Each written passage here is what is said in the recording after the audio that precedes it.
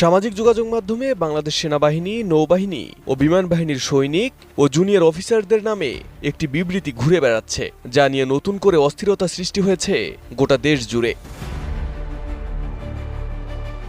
সম্প্রতি ছড়িয়ে পড়া ওই বিবৃতিতে দাবি করা হয়েছে, সশস্ত্র বাহিনীর সদস্যরা বর্তমান উপদেষ্টা সরকারকে সমর্থন করছে না এবং তারা দেশের রাজনীতিতে সরাসরি অবস্থান গ্রহণ করেছে। বিবৃতিতে আরও বলা হয়, তারা সরকারের কর্মকাণ্ডে অসন্তুষ্ট এবং জনগণের পাশে দাঁড়ানোর ঘোষণা দিয়েছেন। তবে সেনাবাহিনী বলছে, এই বিবৃতিটি সম্পূর্ণ মিথ্যা, ভুয়া এবং একটি ষড়যন্ত্রমূলক অপচেষ্টার অংশ।